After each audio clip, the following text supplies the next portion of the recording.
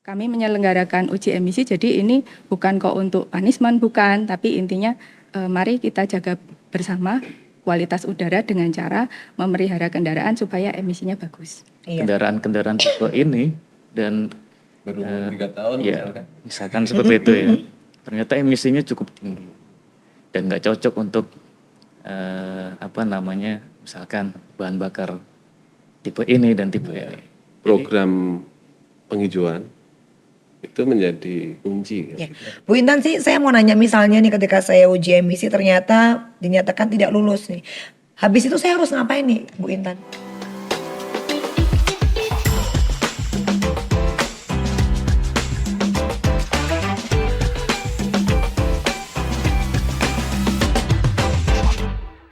Hai pemirsa, apa kabar hari ini ya? Sedang mengalami kesibukan apa? Tapi tenang aja, apapun agenda hari ini pasti Sapa Infrastruktur persembahan dari Biro Pengembangan Infrastruktur Wilayah dan Pembiayaan Pembangunan Daerah Istimewa Yogyakarta akan setia menemani Anda selama kurang lebih 1 jam ke depan. Bersama dengan saya Iren Anggun mengajak Anda untuk menjadi bagian dari diskusi menarik uji emisi udara untuk kualitas udara Daerah Istimewa Yogyakarta yang lebih baik. Seperti biasa sebagai pengantar diskusi, Yogyakarta tentu bukan hanya sebagai kota budaya dan pendidikan, tapi juga rumah untuk kita semuanya yang harus dijaga kelangsungannya. Seperti kota lain, Yogyakarta ini juga mempunyai tantangan terkait dengan kualitas udara karena adanya peningkatan jumlah kendaraan bermotor yang pasti memberikan dampak pada emisi gas dan juga pencemaran udara. Hari ini kita akan mencari solusi bersama dengan narasumber tamu-tamu spesial kita di episode kali ini. Langsung saja boleh turut menyapa, selamat datang untuk Ibu Intan Dewani ST. Beliau merupakan Ketua Tim Kerja Pengawasan Lingkungan Hidup DLH Kota Yogyakarta. Ibu Intan selamat datang, apa kabar? Baik, terima kasih. Oke, terima kasih banyak. Kalem banget kayak aku loh Bu. Ibu Intan, terima kasih sudah hadir. Lanjut, tak kenal maka kenalan. Kali ini juga sudah hadir di tengah-tengah kita semua. Beliau merupakan anggota Komisi C DPRD Daerah Istimewa Yogyakarta, Bapak Raden Inoki AP. Pak Inoki selamat datang, sehat? Selamat siang, alhamdulillah sehat. Alhamdulillah, terima kasih. Dan lanjut satu lagi biar makin lengkap, pokoknya paket komplit hari ini ada Mas Wira Widyawidura SSI Master of Engineering. Beliau selaku Kepala Lembaga Penelitian dan Pengabdian kepada Masyarakat sekaligus dosen teknik lingkungan UP 45 Yogyakarta.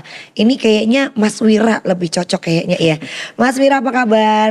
Kabar baik Mbak. Oke, terima kasih nih. Salam. Ada Mas Wira, ada Pak Inoki dan juga Ibu Intan. Sekali lagi hari ini kita akan membahas uji emisi udara untuk kualitas udara Daerah Istimewa Yogyakarta yang lebih baik. Sebagai pertanyaan pertama mungkin saya mau ke Bu Intan. Ibu Intan, kondisi udara di Jogja nih seperti apa sih Bu kondisinya saat ini? Ya, di Jogja kan ada alat pemantau udara namanya AGMS. Oke, Air AGMS Quality, ya. Monitoring. Jadi selama ini memang kondisinya masih baik ya. Oke. Tapi akhir-akhir ini menjelang masuk ke musim kemarau itu tidak sehat. Jadi ada warna yang menggambarkan kan hijau, biru, kuning. Oke. Beberapa waktu yang lalu memang parameter yang agak dominan itu untuk parameter namanya particulate matter atau PM. PM 2,5 dan PM 10 itu cenderung agak tinggi. Oke. Seperti itu kondisinya. Baik. Jadi sebenarnya untuk hari-hari biasa ini cenderung baik. Baik, ya. Tapi karena memang perubahan cuaca ini akhirnya kemarau ini akhirnya ada indikator yang memberikan tanda agak kurang baik gitu ya Bu ya. Ya, itu untuk partikel debu. Untuk partikel debu. Oke. Ini masyarakat bisa tahu kondisi udara saat ini di Yogyakarta ini pantauannya dari mana ya Bu ya? Misalnya siapa yang tahu hari ini gitu. Sebenarnya kami di webnya Pemkot, Pemkot Kota itu ada real time-nya. Jadi untuk kondisi udara seperti apa, tapi memang kadang karena itu servernya di pusat, jadi kadang memang kadang off, kadang on, tapi bisa dilihat di situ. Oke, jadi bisa melihat kondisi udara Real time. real time saat itu ya. Baik, Ibu Intan terima kasih. Nah, Mas Wira, melihat kondisi di Yogyakarta yang tadi Ibu mengatakan bahwa agak kurang baik gitu ya Bu ya, karena memang perubahan cuaca ke kemarau ini, menurut Mas Wira seperti apa? Ya memang dari sisi akademis Bu, kita harus memahami dulu Ya. apa itu sebenarnya emisi udara yang dihasilkan oleh kendaraan bermotor. Nah, jadi ada peraturan pemerintah memang yang tadi terkait dengan yang Bu Intan aturkan bahwa untuk emisi udara ada 7 parameter inti Oke. yang diantaranya adalah partikulat meter 2,5, partikulat meter 10, atau kita singkat PM 2,5, PM 10, itu adalah partikel debu yang dihasilkan oleh sisa atau emisi kendaraan bermotor. Kemudian ada senyawa gas yang disebut dengan karbon monoksida atau karbon monoksida CO ya.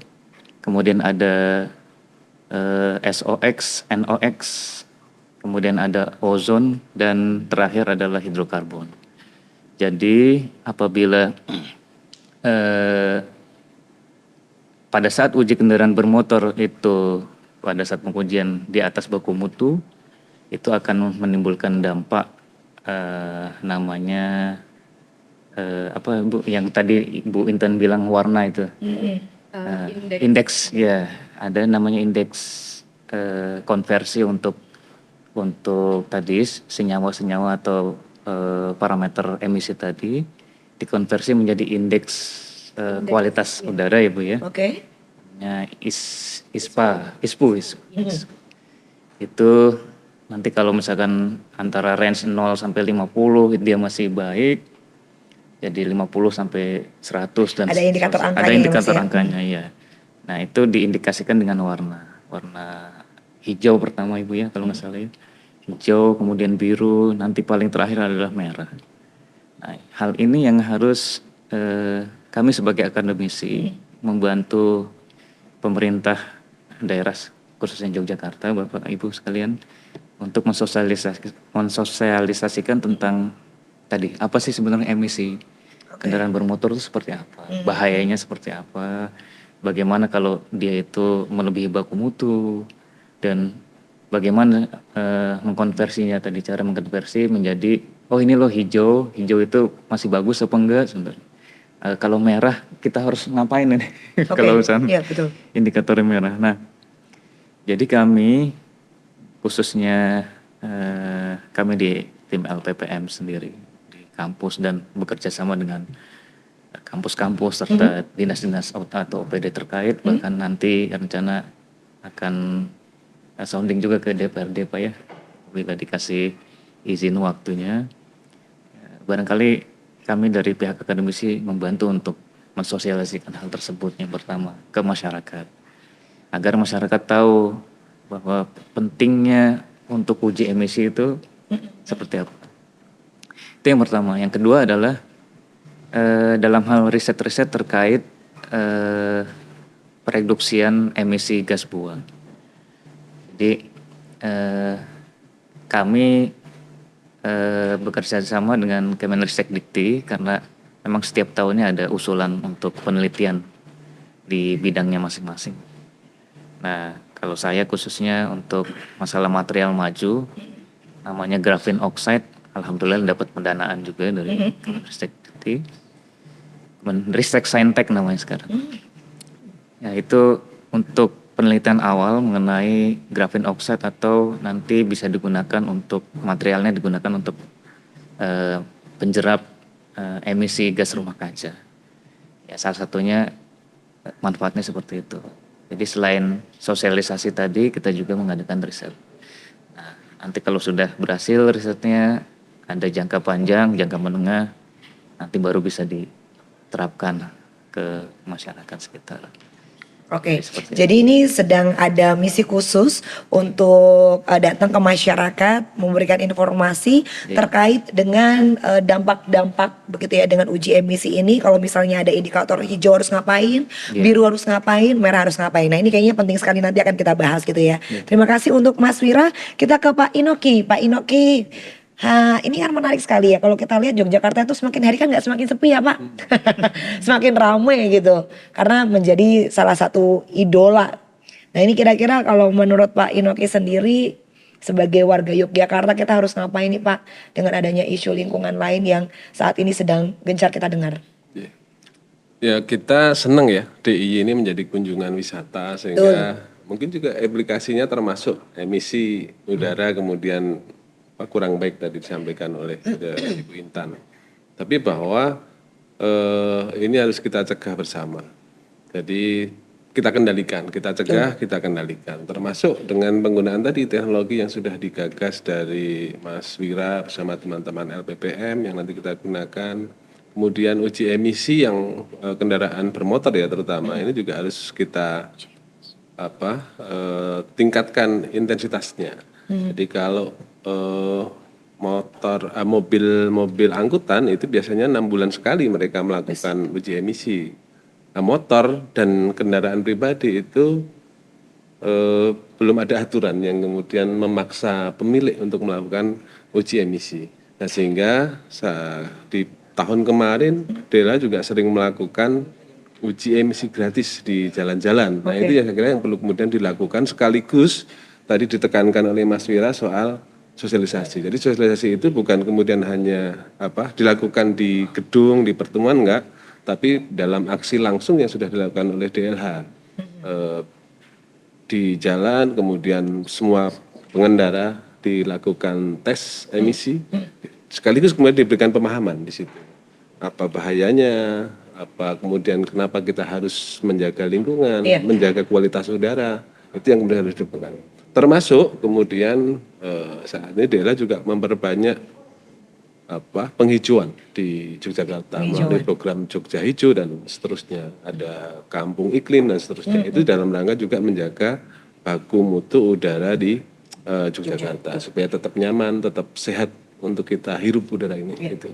Apakah ada titik-titik yang difokuskan Pak untuk penghijauan dan juga program-program lain untuk mendukung keberlanjutan lingkungan? Di semua wilayah, kalau di Jakarta di semua wilayah. Kalau di kota, ya sebentar lagi Aba ya, yang kemarin Aba ini akan menjadi lahan hijau juga. Dan itu pusat keramaiannya di DIY, kan gitu. Termasuk kemudian di jalan-jalan di jalan provinsi DIY juga diberikan tanaman-tanaman yang itu juga dalam rangka menjaga kualitas udara.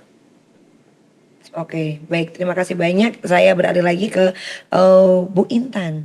Bu Intan untuk konfirmasi atau informasi sendiri kepada masyarakat apabila indikator ini menunjukkan biru, merah dan lain sebagainya. Ini kalau menurut Ibu apakah masyarakat kita sudah sangat paham Bu apa yang harus dilakukan? Ya, tadi yang indeks betul. Hijau, biru, kuning itu sebenarnya indeks untuk udara ambien. Jadi udara ambien itu kan dipengaruhi oleh polusi, terus emisi salah satunya dari kendaraan bermotor. Nah, kami berusaha juga untuk memberikan kampanye edukasi tentang emisi kendaraan bermotor. Jadi sebenarnya tema kampanye bersih udara Jogjaku itu kami menyelenggarakan uji emisi itu tadi Pak Inoki bilang di jalan-jalan gitu Pak. Jadi sasaran kami mulai 2023 setelah pandemi ya, itu kami ke sekolah-sekolah dan juga ke OPD. Jadi kami menyelenggarakan uji emisi, jadi ini bukan kok untuk punishment, bukan, tapi intinya mari kita jaga bersama kualitas udara dengan cara memelihara kendaraan supaya emisinya bagus. Iya, seperti betul. itu. Karena memang kalau kita ngomongin sekarang nih Pak ya, isu lingkungan kan sangat gencar digaungkan gitu ya. Dan tadi Ibu juga mengatakan bahwa salah satu program yang dijalankan saat ini adalah uji emisi tadi ya Bu ya. Terus antusiasnya gimana Bu dengan program kemarin atau dengan kegiatan kemarin kalau dilihat? kami melihat kami memang ke sekolah-sekolah ya, Iya. adik-adik di sekolah itu antusias. Jadi itu sepertinya hal baru buat mereka. Jadi kita masuk ke situ melalui hal yang baru tadi. Jadi mereka tertarik apa sih uji emisi seperti itu. Dan kami di 2023 itu ada 8 kali kegiatan baik itu di organisasi perangkat daerah di OPD kantor-kantor itu dan juga sekolah. Kemudian di 2024 kami ada 10 kegiatan uji emisi, termasuk kemarin terakhir itu di Balai Kota dan juga di kantor Kepatian. Iya. Nanti berikutnya kami DPRD. Kemarin. Oh iya, Ya, nanti, 2024. ya betul. Nggih. Seperti itu. Jadi di kantor-kantor seperti itu edukasinya. Memang kami di sebelum pandemi kami di jalan-jalan seperti yang diutarakan Pak Inoki tadi. Tapi kami kesulitannya kalau di jalan-jalan itu kami mengganggu. Jadi Jogja sudah padat Pak. Jadi kami harus nyetop kendaraan. Mereka kesibukannya apa kan kita tidak tahu mengganggu aktivitas pengguna jalan maupun menimbulkan kemacetan. Jadi kami mengalihkan ke sekolah dan perkantoran. Dan di tahun ini juga akan ada agenda serupa? Ya, tahun ini kami sebenarnya mengagendakan 10 kali, tapi karena ada beberapa hal ada efisiensi gitu. Akhirnya harus manuver ya Bu ya. Betul, kami tahun ini 4 kali. Ya, semoga nanti tahun depan bisa pulih kembali ya Pak untuk kampanye udara bersih. Betul, karena ini juga menjadi hal yang penting ya Bu ya. Nah ini untuk 4 kali ini akan atau sudah berjalan ya Bu ya? Kemarin sudah berjalan 2 kali. 2 kali di mana Bu? Di Balai Kota Oke. sudah 2 kali, terus kemudian nanti selanjutnya mungkin nanti di Dewan lagi Pak. Boleh. Mohon Boleh. izin. Silahkan. Iya. Dan nanti yang akan paling dekat di mana Bu? Masih ada 2 kali lagi berarti iya, ya? masih ada 2. Iya, yang 2 kemarin sudah di Balai Kota. Oke baik, terima kasih banyak. Lanjut lagi saya mau ke Mas Wira. Mas Wira untuk uji emisi agar bisa terintegrasi dengan sistem monitoring kualitas udara, kalau dari Mas Wira ini seperti apa? Ya memang Sisi monitoring. kalau dari sisi monitoring ataupun dari sisi akademisi, kami kan mencari gap ya antara yang dari DLH itu permasalahannya di mana, jadi sehingga kami bisa saling mengisi. Contohnya seperti ini tadi, seperti Ibu Intan dan Pak Inoke bilang bahwa dalam uji emisi itu mungkin harus ada data yang benar-benar spesifik dan dibuat database mengenai misalkan kendaraan apa aja nih ya berdasarkan tahunnya pertama, terus hasilnya seperti apa. Syukur-syukur kalau bisa real time terintegrasi ke big data gitu. Jadi sehingga nanti kami dari pihak akademisi akan sangat mudah membuat hasil analisis riset berdasarkan tadi database kendaraan bermotor jenisnya itu rata-ratanya ya minimal maksimumnya itu berapa, range-nya untuk ppm-nya tadi Bu ya. Nah kemudian kita analisis setiap bulannya misalnya seperti itu, keluar grafik dashboardnya, oh ternyata memang contoh aja misalkan sampai kita membuat kesimpulan oh ternyata kendaraan-kendaraan tipe ini dan Baru 3 tahun ya, misalkan seperti itu ya, ternyata emisinya cukup tinggi dan nggak cocok untuk misalkan bahan bakar tipe ini dan tipe ini. Jadi data-data seperti itu yang menjadi gap misalkan itu adalah tugas dari akademisi untuk membantu pemerintah daerah dan DPRD juga dalam membuat kebijakan. Karena kebetulan saya juga tim tenaga ahli di tahun 2024 untuk Rapergub rencana pembangunan rendah karbon Provinsi DIY. Jadi di situ alhamdulillah ada ilmu baru ya. Jadi bagaimana pemerintah dapat membuat kebijakan untuk permodelan misalkan berapa sih yang dibutuhkan untuk penambahan sarana transportasi di daerah DIY sehingga kita dapat mengurangi kendaraan pribadi. Itu kan benar-benar merupakan rencana yang sangat tepat sebenarnya untuk mengurangi tadi emisi. Dan kemudian berapa sih yang kemampuan daerah untuk menambah misalkan mobil listrik. Tapi untuk yang sarana transportasi umum mobil listrik. Nah, intervensi kebijakan tersebut itu harus berdasarkan data-data yang tepat, sehingga nanti kami dari pihak akademisi akan membantu membuat permodelan sampai sejauh mana kita dapat mengurangi emisi gas rumah kaca, bahkan mencapai rencana pemerintah net zero carbon di tahun 2060. Jadi udah ada peraturannya Bu, untuk regulasi pemerintah sendiri. Kita mencanangkan, Indonesia mencanangkan net zero emission atau net zero carbon itu di tahun 2060 seperti itu. Berarti harus mulai dari sekarang ya Mas ya. Iya. Kayaknya 2060 tuh lama, tapi kalau ya. kita rasain tahu-tahu udah di tahun berapa gitu ya. Jadi saat ini tuh masih dikurasi lagi ya, mencari gap dan juga permasalahan apa sih yang sebenarnya terjadi gitu dan akan dicarikan solusinya. Oke. Saya jadi tergerak Mas. Saya kan di sini kan bawa mobil pribadi, saya mau cek juga, saya mau uji emisi dulu gitu. Boleh kali ya? Sebentar kali ya.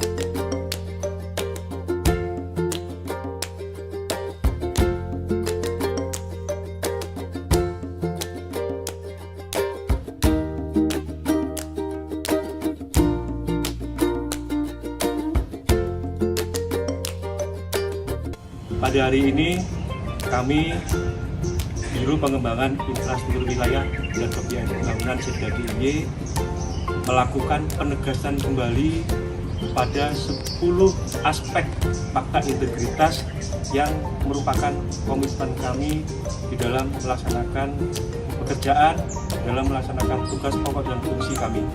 Mudah-mudahan ini menjadi pengingat untuk kita semua pegawai di lingkungan Biro PIWPP, dan dengan harapan mampu memberikan upaya pengendalian, pencegahan, dan mengingatkan kembali kepada kami semua terhadap tugas dan pokok kami di biro ini.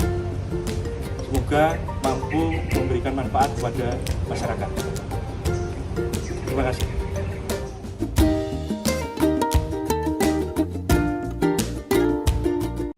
Assalamualaikum warahmatullahi wabarakatuh. Kami seluruh pegawai Biro Pengembangan Infrastruktur Wilayah dan Pembiayaan Pembangunan Sekda Daerah Istimewa Yogyakarta siap menuju zona integritas wilayah bebas korupsi. Infrastruktur berkelanjutan, membangun Jogja bermartabat. Assalamualaikum warahmatullahi wabarakatuh.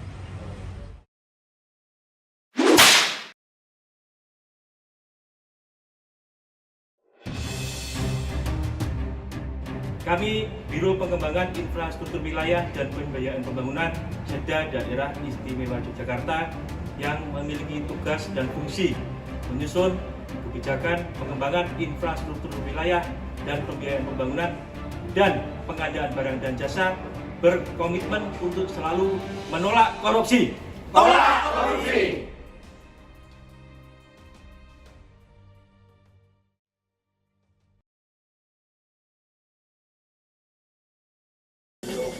Korupsi dalam bentuk apapun tidak bisa kita tolerir, mulai dari bentuk yang paling sederhana sampai apalagi bentuk yang terbesar.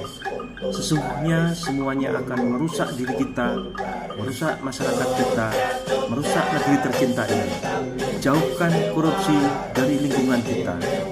Pastikan diri kita tidak berbuat korupsi. Jaga selalu Jogja tetap istimewa. Korupsi itu buruk. Korupsi itu kotor. Korupsi itu merugikan. Korupsi itu haram. Korupsi itu keren. Di mana rajanya bercemil kabur rakyat, demikianlah singgah bermartabat, berdiri kokoh mengayomi rakyat. Memayu hayuning bawono soko zaman perjuangan nganti merdeka. Indonesia istimewa bukan hanya daerahnya, tapi juga karena orang-orangnya. Kami dari Biro Pengembangan Infrastruktur Wilayah dan Pembiayaan Pembangunan Setda DIY dengan tegas tolak korupsi.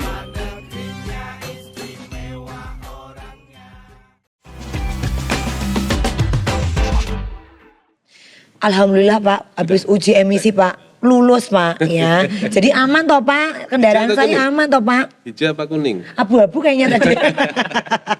Oke, wah ini menarik tadi yang disampaikan oleh Mas Wira begitu ya. Bagaimana caranya kita juga meningkatkan kesadaran masyarakat untuk bisa menggunakan kendaraan umum gitu ya Mas ya. Dan mengurangi kendaraan pribadi. Ini kan cukup apa ya Pak ya. Kalau kita lihat di jalan itu semakin banyak kendaraan bermotor, tapi pemerintah juga sedang berusaha bagaimana caranya masyarakat kita ini mau beralih ke angkutan umum. Ini ada fenomena apa sih Pak sebenarnya? Kok makin banyak orang-orang nih punya kendaraan pribadi gitu? Apakah memang harus diperlukan pemerintah ini membuat regulasi baru gitu Pak? Kalau regulasi soal mengatur kepemilikan motor belum ada sih. Apakah diperlukan begitu biar minimal tuh nggak Kalau- gampang banget gitu ya Bu ya nambah kendaraan gitu. Jadi satu sisi itu menunjukkan ekonomi masyarakat yang sudah bagus begitu kan. Jadi bagus ya Pak ya? Gitu. Sudah baik karena punya mobil 3, punya motor 4 kan gitu. Berarti mampu ya, Pak, ya, sejahtera ya? Satu implikasi yang lain tadi soal lingkungan ya, soal emisi kemudian berimplikasi ke sana. Tapi memang kita melihat Trans Jogja ya, Trans Jogja ini yang angkutan publik, angkutan umum yang dari wilayah pinggiran ke kota gitu, saat ini juga masih belum optimal kan gitu. Tapi kalau di kota, alhamdulillah sudah semakin banyak Masih yang terbatas ya Pak menggunakan. berarti ya untuk rutenya juga ya? Iya, sudah makin banyak yang menggunakan. Nah, perkembangan mobil listrik di DIY juga alhamdulillah juga lumayan. Iya. Kalau punya Mbak Anggun belum listrik, tolong nanti diganti lah gitu. Mobil listrik gitu kan. Insya Allah dilancarkan listriknya ya Pak. Iya, Mohon amin doanya gitu. loh. Nah, termasuk kemarin kita ada becak listrik. Ya. Apa ya namanya jadi becak atau apa? Pokoknya yang becak tapi dengan listrik. Itu sudah ada 10 kan nggak salah ya, yang kemarin barusan di launching kan gitu. Itu juga sebagai upaya menjaga lingkungan. Gitu. Kemudian mobil listrik, bis listrik, Trans Jogja juga sudah ada listrik Mas. Nah, gitu kan. Artinya kita serius untuk kemudian menjaga lingkungan kita di Yogyakarta ini. Nah, soal regulasi berkaitan dengan berkendara diatur di Perda nomor 5 tahun 2004. Ini penyelenggaraan transportasi. Itu dia sudah mengatur. Kemudian soal lingkungan ada Perda nomor 5 tahun 2007. Itu berkaitan dengan pengendalian pencemaran udara. Itu juga sudah diatur. Sebenarnya tinggal itu kemudian diterapkan karena sudah pergub turunannya itu sudah banyak keluar. Tinggal itu kemudian diterapkan, dioptimalkan dalam kita menjaga supaya aturan itu bisa berlaku dengan baik, kan gitu. Termasuk tadi DLH sudah melakukan upaya-upaya dengan sosialisasi langsung ke masyarakat, instansi pendidikan begitu. Termasuk kemudian ke perusahaan karena emisi ini kan juga bukan sekedar dari sumber bergerak atau motor atau mobil gitu kan, atau kereta api kan gitu. Tapi juga kemudian dari usaha-usaha yang kemudian itu menimbulkan Dari industri. emisi dari industri. Itu kan juga harus kita cek terus mereka karena mereka punya kewajiban dan tanggung jawab untuk melakukan menjaga udara kita. Nah ini juga diatur dalam regulasi yang sudah ada. Tinggal kita bagaimana selaku masyarakat ini bertanggung jawab. Karena tidak mungkin kemudian menjaga lingkungan ini dibebankan kepada Pemda atau kepada DLH sendiri, itu nggak mungkin. Kita harus bersama, termasuk keterlibatan dari akademisi, dari pelaku usaha dan seluruh masyarakat itu harus terlibat untuk menjaga ini. Karena nggak mungkin kalau kemudian hanya dipasrah ke DLH gitu kan. Bu Intan nanti yang pusing gitu ya. Mikirin ya Pak. Mikirin gitu ya. Nah ini perlu kita sadarkan juga bahwa masyarakat ini mempunyai andil yang tidak kalah penting ya Pak ya.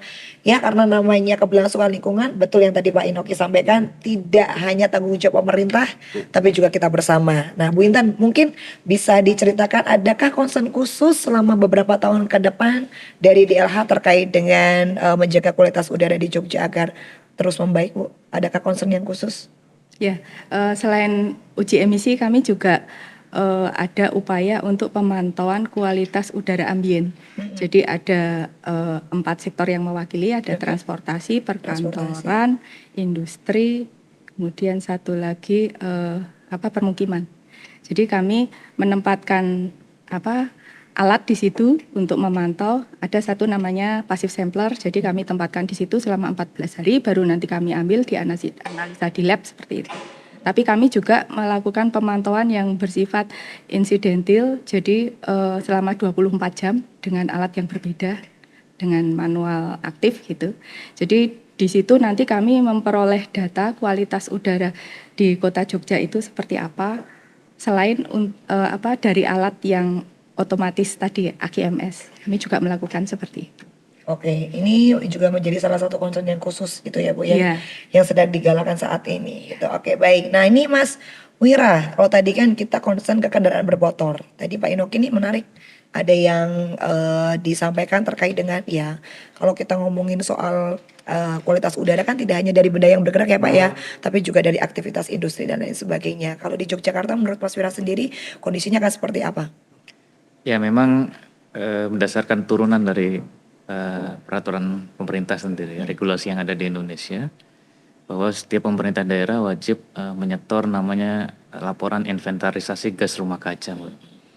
Ya mungkin Bu Intan lebih paham terkait ada laporan tahunan mengenai emisi gas rumah kaca. Ini tadi gak hanya dari kendaraan bermotor atau sektor transportasi, tapi ada beberapa sektor terkait.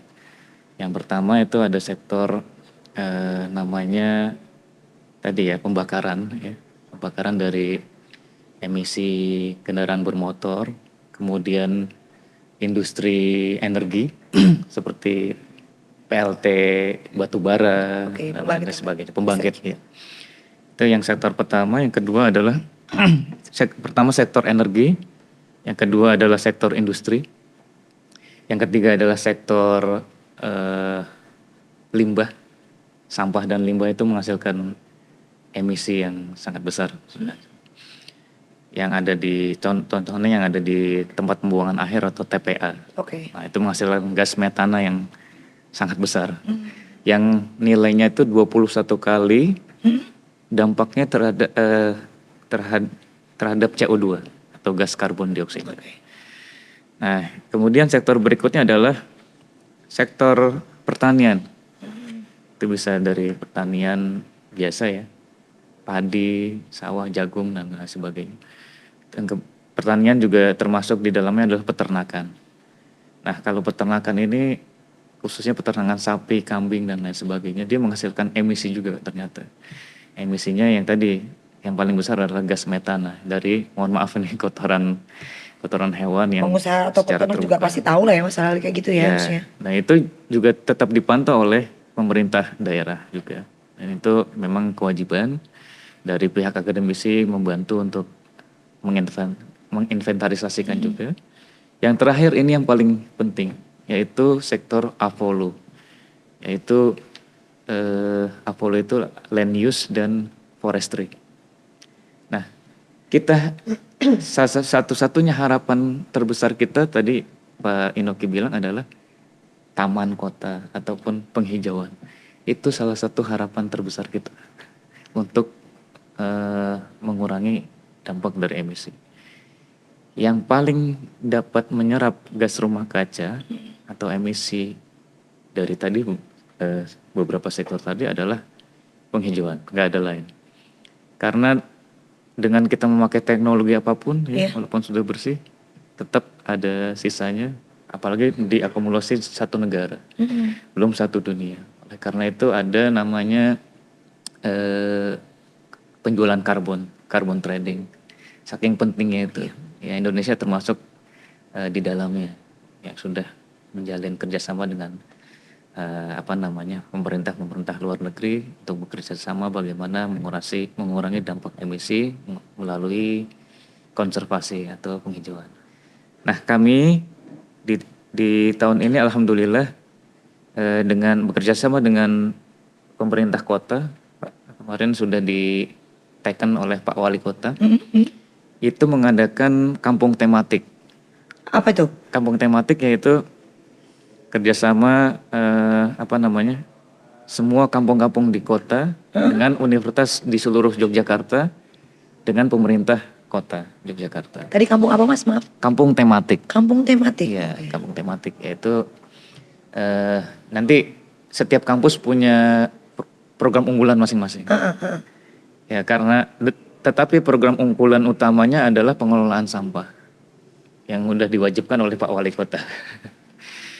Ya, jadi karena UP 45 concern di bidang lingkungan, pertama pengolahan sampah, yang kedua tadi untuk membantu bagaimana mensosialisasikan pengujian emisi dan mengurangi dampak dari emisi gas rumah kaca, seperti itu. Oke. Jadi alhamdulillah sudah berjalan, sudah dimulai. Pemerintah kota sudah memulainya ini dengan menggandeng kampus dan masyarakat di kampung. Begitu juga di pemerintah Kulon Progo ya, sudah mulai inisiasi juga dengan bekerjasama dengan kampus-kampus. Jadi seperti itu. Oke, nah ini kolaborasi yang diharapkan ya Mas Ya, ya. Jadi benar. pemerintah bersama dengan akademisi dan tidak kalah penting juga peran dari masyarakat sangat dibutuhkan untuk tetap menjaga Yogyakarta semakin hijau, berkelanjutan, karena ya sekali lagi ya Bu ya, biar nanti anak cucu kita kebagian. Udah ngomongin anak cucu aja ya Mas ya. Oke, Ibu, saya jadi penasaran sebenarnya kalau di Jogja itu ada daerah concern nggak Bu ya untuk ini kayaknya kualitas udaranya tidak terlalu baik apa gitu, ada nggak sih Bu kalau di Jogja sendiri? Jogja itu kan sempit banget ya Mbak ya. Jadi dari ujung ke ujung itu kurang lebih berapa Pak? 5 sampai 7 kilo gitu ya. Jaraknya tidak terlalu jauh gitu ya Bu ya. Iya, jadi alat kami yang AGMS tadi itu radiusnya 5 kilo. Jadi kalau yang paling ini mana gitu, yaitu kami insidental tadi, mobile. Kami punya mobil lab. Jadi kami memantau, tapi juga itu fluktuatif juga. Jadi nggak bisa Bergerak terus dikatakan. ya Bu datanya ya? Bukan, maksudnya hasilnya itu Hasilnya? kalau di situ sekarang jelek, belum tentu di situ jelek terus gitu. Jadi Saat fluktuatif. itu aja berarti gitu ya mungkin ya? Iya. Jadi setahun kami kan 2 kali minimal. Semester 1 dan semester 2 itu mewakili musim kemarau dan musim penghujan gitu. Tapi juga hasilnya tidak bisa dikatakan di daerah yang sektor transportasi selalu cenderung yang paling buruk, enggak gitu juga. Karena memang Jogja sempit itu. Jadi Iya. aktivitasnya campur-campur di situ. Ini bicara kota ya tapi ya. Sempit itu karena di dalam kota. Iya, Oke. iya, karena kami Pak memantau kan hanya di wilayah administrasi Kota Jogja saja. Mungkin kalau di DIY kan ada Sleman, Bantul gitu dan yang lainnya. Seperti itu. Oke, baik. Jadi itu tadi ya, karena memang Yogyakarta itu tidak terlalu luas, jadi mungkin tidak terlalu bisa mengcover gitu ya Bu. Dan tentunya tidak misalnya nih daerah ini ramai transportasi, ya itu menjadi indikator bahwa ini udaranya ini nggak bagus sih sebenarnya, bukan ya Bu ya. Oke, baik. Untuk Pak Inoki sendiri melihat kesadaran masyarakat terkait dengan isu lingkungan, kalau Pak Inoki sendiri bagaimana melihat warga Yogyakarta? Jadi ini Bu Intan dari kota. Saya bicara soal DLHDIY, gitu. Termasuk tadi menyambungnya sampaikan Mas Wira. Di program DLHDIY ada juga Mas KKN tematik yang kemudian diarahkan untuk lingkungan. Itu sudah MOU juga. Bukan UP 45 ya? Seingat saya UP 45 itu. Sebagian ya. Nah, artinya gini, berbagai kebijakan, berbagai jalan itu kita tempuh, termasuk tadi misalnya dengan universitas menggunakan kegiatan KKN tematik yang diarahkan ke lingkungan kan gitu. Kemudian sosialisasi. Jadi teman-teman kami di DPAD DIY ini diberikan kesempatan untuk sosialisasi ke masyarakat berkaitan dengan kualitas lingkungan di masyarakat kita di DIY kan gitu. Jadi semua ini kita semua jalan kita tempuh dalam rangka itu. Kalau kemudian tadi bicara kota Jogja yang Bu Intan ngendika 5 kilo mungkin ya. Nah mungkin kalau dipasang di sini padahal ini tempat rame lalu lintas, tapi ternyata lebih baik dari yang agak sepi gitu kan. Nah, ini pengaruh udara nggak ini kan? Gitu. Nah, tapi saya sepakat dengan Mas Wira, program penghijauan itu menjadi kunci, kan, gitu. Menjadi kunci untuk menjaga lingkungan kita. Sehingga sekarang ini program-program kampung iklim ini juga sudah digiatkan. Bahkan kemarin kami matur dengan DLH DIY, itu kita komunikasi dalam program iklim, kampung iklim ini tidak hanya kemudian penekannya pada mencari juara, bukan pada mencari juara kampung iklim, bukan. Tapi bagaimana kemudian yang tahun-tahun kemarin tidak juara itu dibina terus untuk kemudian tetap menjaga lingkungannya supaya bisa menjaga kondisi lingkungan yang baik. Jadi kalau selama ini dipilih juara 1, 2, 3 mewakili Kapanewon, kemudian mewakili kabupaten kan begitu. Kemudian mewakili menang di tingkat provinsi. Tapi kemudian melupakan yang kemarin sudah terlibat kampung-kampung lain yang kemudian tidak juara. Nah, ini yang kemudian harus kita tekankan. Kampung-kampung yang sudah punya struktur kampung iklim, sudah punya niat, sudah punya semangat untuk mengelola wilayahnya, ini yang kemudian harus kita genjot. Sehingga nanti akan lebih merata. Semua melakukan menjaga lingkungan dengan baik. Itu Mbak. Oke, baik. Gimana Mas? Ada mungkin mau ditambahkan terkait dengan program tadi ya Pak ya? Program tadi KKN? Tematik. KKN tematik itu. Itu program apa itu Mas sebenarnya? Ya, memang tadi mungkin sudah sejalan Pak ya, yang antara kampung tematik dan KK tematik. Karena nanti di kampung tematik nanti akan ada kemungkinan besar seluruh ataupun sebagian universitas yang sudah melakukan kerjasama tadi dengan pemerintah daerah setempat itu melakukan KKN juga di kampung-kampung tersebut. Contoh di UP 45 adalah di Kampung Bumijo. Jadi tersental di sana. Dan ini informasi yang sangat penting bagi kami dari Pak Inoke tadi, ada kampung iklim Pak ya. Nah, ini akan menjadi proklim. Ini akan menjadi dasar acuan kami nanti untuk bagaimana cara mengenjot tadi Pak ya, yang sudah ada strukturnya sehingga dia menjadi pionir lah untuk mengembangkan dan dapat dilihat oleh kampung-kampung sekitar sehingga kampung sekitar itu bisa mereplikasi. Nah, ini saya menanggapi Mas Wira juga soal tadi bahwa saya juga kaget bahwa limbah kotoran hewan sapi kambing itu ternyata menyumbang emisi gitu kan. Padahal yang saya tahu gitu atau mungkin ya sebagian masyarakat tahu justru itu pupuk yang baik yang kemudian menyuburkan kan gitu. Ada gap informasi nih Pak terkait ternyata ada implikasi emisi juga sehingga ini soal itu harus juga disampaikan ke masyarakat bagaimana kemudian itu tidak mengganggu lingkungan. Nah kalau soal bau iya ya soal bau. Tapi kan kemudian ada teknologi yang sudah bisa mengolah itu. Kemudian saat ini yang menurut saya sementara saya anggap paling pas itu adalah insinerator untuk sampah. Ya meskipun tadi sebelum ini kita diskusi ternyata insinerator pun juga punya spek yang berbeda-beda kan begitu. Nah ini kita pilih yang lebih ramah lingkungan lagi. Nah, tugas Mas Wira kalau kemudian tadi mewujudkan insinerator yang kualitas bagus dan murah. Sehingga nanti ini bisa ya, Pak? Murah saja jangan terjangkau. Kalau terjangkau nanti yang menjangkau Mas Wira ini uangnya banyak. Beda-beda ya, dia Pak, terjangkau tapi bagi saya tidak terjangkau kan gitu. Jadi yang murah yang itu kemudian bisa kita berikan ke masyarakat. Karena menurut saya sih ya baru insinerator ini yang menjadi solusi untuk sampah ini bisa habis gitu. Itu. Oke, baik. Bapak mungkin kita mau recharge energi dulu, kita minum-minum dulu ya Pak. Ini kopi? Ini kopi Pak. Ya pasti bukan saya yang buat. Jadi monggo silakan kita ngunjung dulu, monggo Ibu diminum dulu Bu.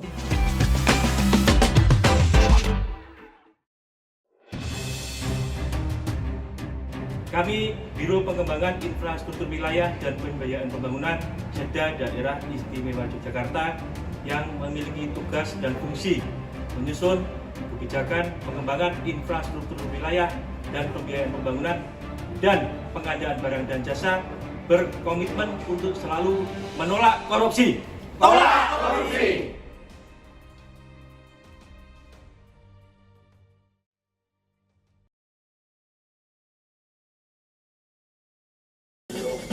Korupsi dalam bentuk apapun tidak bisa kita tolerir, mulai dari bentuk yang paling sederhana sampai apalagi bentuk yang terbesar. Sesungguhnya semuanya akan merusak diri kita, merusak masyarakat kita, merusak negeri tercinta ini. Jauhkan korupsi dari lingkungan kita. Pastikan diri kita tidak berbuat korupsi. Jaga selalu Jogja tetap istimewa. Korupsi itu buruk. Korupsi itu kotor. Korupsi itu merugikan. Korupsi itu haram. Korupsi itu keren. Di mana rajanya berkepilih kabur rakyat, demikianlah hingga sana bermartabat, berdiri kokoh mengayomi rakyat. Memayu hayuning bawono, soko zaman perjuangan nganti merdeka. Istimewa bukan hanya daerahnya, tapi juga karena orang-orangnya. Kami dari Biro Pengembangan Infrastruktur Wilayah dan Pembiayaan Pembangunan Seda DIY dengan tegas tolak korupsi.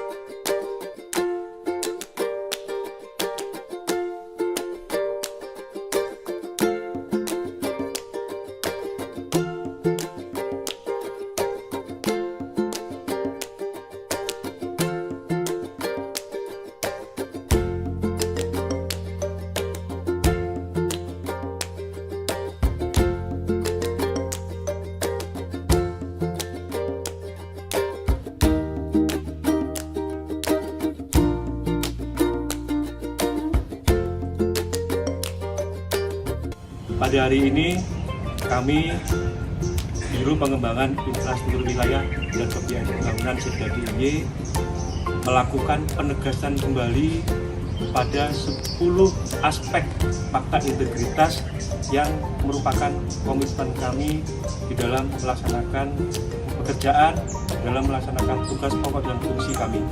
Mudah-mudahan ini menjadi pengingat untuk kita semua pegawai di lingkungan Biro PIWPP, dan dengan harapan mampu memberikan upaya pengendalian, pencegahan, dan mengingatkan kembali kepada kami semua terhadap tugas dan pokok kami di biro ini.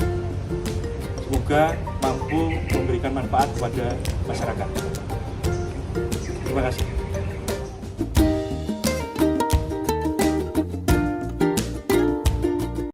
Assalamualaikum warahmatullahi wabarakatuh. Kami seluruh pegawai Biro Pengembangan Infrastruktur Wilayah dan Pembiayaan Pembangunan Seda Daerah Istimewa Yogyakarta siap menuju zona integritas wilayah bebas korupsi. Infrastruktur berkelanjutan, membangun Jogja bermartabat. Assalamualaikum warahmatullahi wabarakatuh.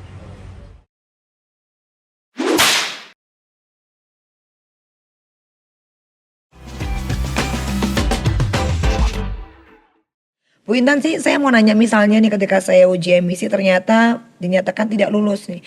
Habis itu saya harus ngapain nih Bu Intan? Ya, harus segera memperbaiki. Kalau yang bisa memperbaiki ke bengkel ya ke bengkel. Jadi itu mungkin pembakarannya tidak bagus atau mungkin perlu ganti oli, servis seperti itu. Oke, itu biasanya nanti akan ada hasilnya ya Bu ya. Kira-kira misalnya saya tidak lulus karena apa itu ada juga ya? Iya, karena beberapa kali waktu kami ada kegiatan 2 hari gitu, hari pertama tidak lulus. Cepet-cepet tuh ke bengkel servis gitu. Datang lagi dicek sudah bagus dan ternyata dari bengkel oh ini pembakarannya kurang bagus atau seperti apa, jadi disetting lagi seperti itu. Oke, dan uji emisi ini dilakukan secara rutin ya Bu ya ini ya, secara berkala ya untuk uji emisi seperti ini ya. Untuk kami tidak, karena Oke. ini kan temanya kami kampanye udara bersih, Oke. jadi mengedukasi aja. Oke, jadi ini kita mendorong masyarakat untuk lebih aware dengan kendaraan masing-masing Iya, gitu ya. Ketika uji emisi tidak lulus, segera diperbaiki Iya. karena ya itu tadi itu akan membawa dampak yang kurang baik juga untuk lingkungan dan juga udara ya Bu ya. Oke, baik. Dan untuk Pak Inoki sendiri, kira-kira nih himbauan-himbauan seperti apa yang mau disampaikan terlebih untuk masyarakat kita yang punya kendaraan lebih dari satu nih Pak? Kayak gimana nih Pak? Kalau kami di DPR ini kan tugasnya regulasi, penganggaran dan pengawasan. Termasuk tadi saya menyinggung soal bagaimana kita menggerakkan kampung-kampung proklim yang kemarin sudah banyak terbentuk baik di kota maupun kabupaten. Itu menjadi program yang nasional Mas proklim itu. Sehingga saya mendorong juga bagi DLH baik di DIY maupun kemudian di kota kabupaten untuk memperbesar anggaran bagi kampung-kampung iklim, baik itu yang juara ataupun yang tidak juara. Itu kemudian dibina untuk mereka tetap bergiat di kegiatan kampung iklim itu. Karena strukturnya sudah ada. Itu tinggal kemudian kita sentuh, pemerintah daerah menyentuh dengan anggaran begitu, dengan kegiatan yang lain, sehingga mereka tetap melakukan menjaga lingkungan dengan baik. Kemudian yang lain kalau soal berkendara selama bisa lebih efisien, kalau tidak harus punya mobil digunakan dua-duanya tiap hari begitu, bisa jalan bareng gitu kan gitu, ya sudah, ini suami istri berangkat bareng aja lah gitu. Iyalah ya Pak ya. Karena itu juga sudah lebih romantis mengurangi juga loh. loh, Pak. Nah, itu sudah mengurangi itu. Kemudian bertiga malah sama anaknya yang biasanya pakai motor kan gitu diantar gitu. Nah, ini saya kira cara-cara yang bisa kita lakukan. Tapi selain itu bahwa Pemda sudah menyiapkan angkutan umum yang kemudian saat ini sudah berjalan. Manfaatkan itu begitu. Meskipun juga agak repot ya. Begitu. Kalau pakai kendaraan umum itu kan repotnya nanti turunnya di sini masih jalan berapa meter kan, 100 meter gitu. Kalau pakai motor langsung di parkirannya. Iya. Tapi bahwa ini harus kita biasakan. Ini harus kita biasakan. Toh kalau kemudian jalannya 100 meter insya Allah tambah sehat juga kita. Betul. Naik dari angkutan umum entah Jogja kemudian jalan 100 meter insya Allah tambah sehat. Juga menjaga lingkungan karena mengurangi emisi dari kendaraan kita. Tapi saya juga menggarisbawahi bahwa emisi itu tidak hanya disebabkan oleh motor atau kemudian bersumber dari barang yang bergerak.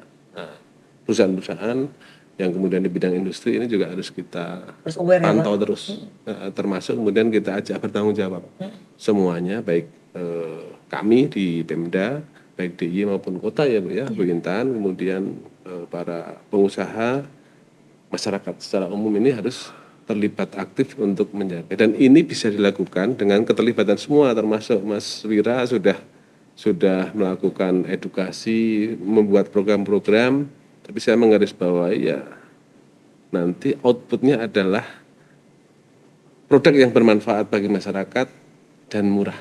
Ya. Begitu Mas Wira. Murah gitu ya. Jadi garis bawahnya yang murah, jangan yang mahal-mahal. Kalau yang mahal nanti tidak kebeli kan, tidak manfaat. Tidak terjangkau lagi Tidak gitu ya, terjangkau. nggak kejangkau. Oke, baik. Terima kasih. Nah, Mas Vira terkait dengan pengembangan research ini apa yang akan dilakukan dan dukungan apa yang diharapkan?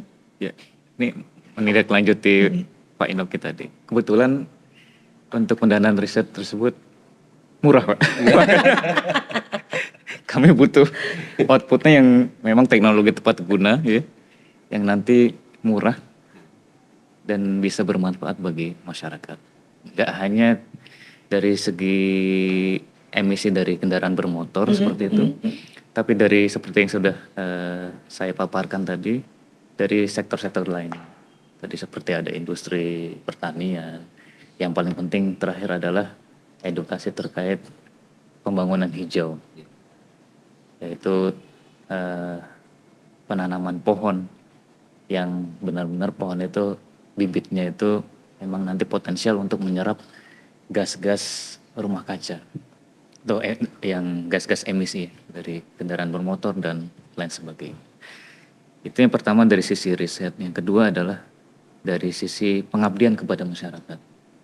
Di sini pentingnya peran akademisi memang dari peran kampus untuk mengedukasi, karena kami akui adalah motornya untuk dapat masuk ke masyarakat melalui mahasiswa dan peran serta dosen, kolaborasi dengan OPD-OPD terkait termasuk DPRD. Itu kami akan dapat masuk secara fleksibel ke masyarakat untuk melakukan edukasi bagaimana cara mengurangi emisi kendaraan bermotor dan sektor-sektor lainnya. Kami harap dengan adanya kolaborasi yang baik dari kampus, dari DPRD dan dari Dinas Lingkungan Hidup atau dinas lainnya akan menjadikan Yogyakarta udaranya bersih seperti itu. Bersih dan sehat. Bersih dan sehat. Bersih dan sehat. Tapi menyambung terkait dengan edukasi. Mas Wira selama ini kan pasti saya yakin nih Mas Wira ini sangat proaktif untuk memberikan edukasi kepada masyarakat terkait dengan udara yang bersih dan sehat itu tadi. Nah, tantangan-tantangan yang paling dirasakan Mas Wira dan juga tim ini apa nih Mas? Ya. Pertama adalah mengedukasi mahasiswa dulu. Itu yang susah. Karena kan saya khususnya dosen ya tidak bisa bergerak sendiri langsung masuk ke masyarakat. Tapi mahasiswa adalah corongnya. Nah, kita harus memastikan dulu nih mahasiswa ini benar-benar udah paham atau belum. Jangan sampai ini motornya nggak paham dulu ya. Startnya udah gagal dulu. Sekarang jangan mahasiswa. Beliau udah paham belum? Gitu. Ini saya harus sering main sama Mas Wira ini. Biar belajar bareng gitu. Iya, silakan untuk itu. Ya, jadi itu yang tantangan terbesarnya. Kedua, kita monitoring program kerja kita yang dimotoril mahasiswa tadi. Itu kadang-kadang ada tantangan-tantangan besar. Seperti contohnya ketidakpahaman masyarakat karena kita kurang sosialisasi tadi atau sosialisasinya yang kurang begitu mengena oleh mereka sehingga dapat disalahartikan. Nah, itu yang menjadi poin penting bagaimana monitoring oleh motor-motor penggerak tadi yaitu oleh teman-teman dari mahasiswa tadi dapat berjalan dengan baik. Oleh karena itu butuh dukungan dari contohnya yang paling di atasnya masyarakat sedikit kan yaitu Pak Lurah ataupun tokoh masyarakat sekitar. Itu yang paling penting berperan besar dalam menjaga sustainabilitas program yang sudah kami buat serta bekerjasama dengan OPD-OPD terkait dan DPRD. Jadi tantangannya seperti itu, Mbak. Oke, jadi tantangannya ini harus memastikan teman-teman mahasiswa yang akhirnya nanti ditugaskan atau didelegasikan untuk turun ke masyarakat harus benar-benar paham dulu. Benar. Ya kan, kalau udah paham baru nih bisa menyampaikan dan ikut mengajak masyarakat berperan aktif menjaga lingkungan. Kalau Pak Enoki bilang tadi sehat dan juga bersih, gitu ya Pak. Ada satu program yang menarik, Pak. Apa itu Pak? Di KUA itu setiap yang nikah wajib tanam pohon. Wah, ini Itu udah berjalan loh. bagus nih. Oh iya? Iya. Setiap yang menikah harus wajib tanam pohon. Untuk angkanya terserah Pak, berapa pohon? Minimal 2. Minimal 2. Minimal 2. Oh, saya baru tahu nih. Sudah berjalan. Di mana itu Pak? Di Sleman. Di Sleman. Di Sleman sudah berjalan. Nah, sehingga nanti mungkin instansi yang ini juga bisa apa ini ya yang bisa digunakan untuk itu bisa. Ini menarik loh ini. Gitu. Ini termasuk salah satu strategi ya Pak ya. Salah Tapi satu Mas strategi. Wira, di jalan-jalan itu sekarang kan banyak yang tanam pohon mahoni tuh. Iya. Nah, itu tolong dicek deh, mahoni ini memang bagus untuk menyerap apa, Gas emisi rumah gas atau enggak? Atau Jangan kemudian- asal tanam pohon itu ya Pak ya. Jangan asal tanam pohon maksudnya kan gitu. Siap. Atau kalau kemudian sekarang yang dipilih yang menarik, tabebuya kan gitu, yang bunganya bagus. Nah itu bener nggak dalam rangka tujuan tadi, uji emisi tadi, Bapak buat udara kita semakin baik. Oke. Jadi tidak hanya concern ke kegiatannya tapi juga jenis pohonnya dipastikan nih Pak Iya. gitu ya kan. Biar sejalan dengan tujuan baik dari pemerintah untuk bisa memberikan udara yang bersih dan sehat di Yogyakarta tentunya. Oke. Nah, ini saya mau ke Bu Intan terkait dengan mungkin program-program yang dalam beberapa saat lagi ini akan dijalankan khususnya untuk edukasi. Ini ada nggak Bu ini? Ya kalau di DLH sendiri? edukasi kami juga kalau di sekolah-sekolah itu ada namanya Adiwiyata. Jadi di situ Adiwiyata. pendidikan pengelolaan lingkungan di sekolah-sekolah. Kemudian kalau di masyarakat ya salah satunya dengan kegiatan uji emisi tadi seperti itu. Oke, baik, terima kasih banyak nih. Mumpung masih ada sedikit waktu dari Pak Enoki, harapannya untuk perjumpaan kita hari ini masyarakat akan lebih seperti apa? Silakan Pak. Ya, saya berharap karena lingkungan yang sehat ini tanggung jawab kita bersama, saya berharap kita bergerak bersama untuk menjaga lingkungan kita. Jadi kami di Pemda begitu juga bersama masyarakat, tentu tanpa keterlibatan aktif masyarakat itu tidak bisa terwujud. Bagaimana kita menciptakan lingkungan yang hijau, lingkungan yang sehat, lingkungan yang bersih, itu tidak bisa terwujud. Karena ya dimulai dari paling kecil keluarga. Menjaga itu dimulai dari keluarga, dari rumah tangga kan gitu. Kalau kemudian setiap orang menanam, setiap orang menjaga lingkungan, insya Allah yang terwujud adalah Jogja yang rapi, Jogja yang hijau, Jogja yang bersih, udaranya segar dan sehat semuanya. Oke, baik. Nah, Mas Wira, ini apa yang mau disampaikan khususnya untuk para mahasiswa dan juga para akademisi yang lain yang mungkin saat ini juga sedang aktif untuk menggalakkan dan juga mengkampanyekan bagaimana kita sebagai masyarakat untuk ikut serta menjaga lingkungan agar tetap sehat dan berkelanjutan. Silakan. Ya.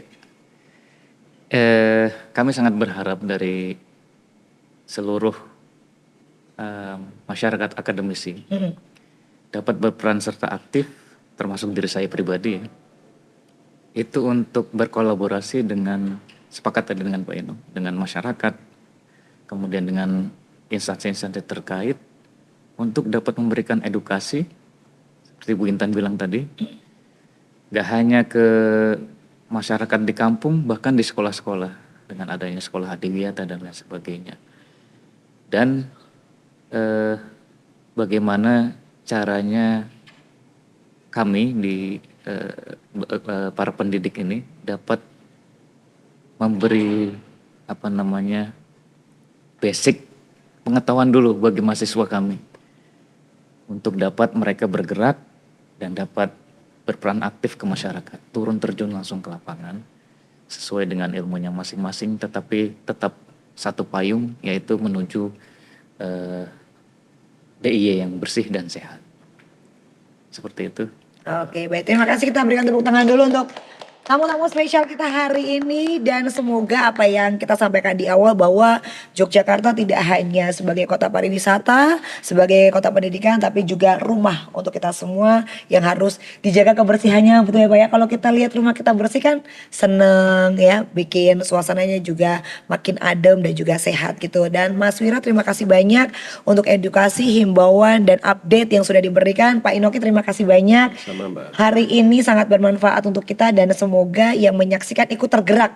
Amin. Untuk bisa menjaga lingkungan dari mulai hal yang paling kecil dulu gitu ya. Dan tentunya Ibu Intan, terima kasih banyak sudah menjadi perpanjang tanganan dari DLH untuk bisa Bu ya, kali ini kita ngobrol dan juga berdiskusi terkait dengan kualitas udara atau bagaimana menjaga kualitas udara di Yogyakarta agar lebih baik lagi ya. Terima kasih untuk pemirsa yang sudah menyaksikan Sapa Infrastruktur episode kali ini. Salam sehat dan kita berjumpa di episode berikutnya. Terima kasih.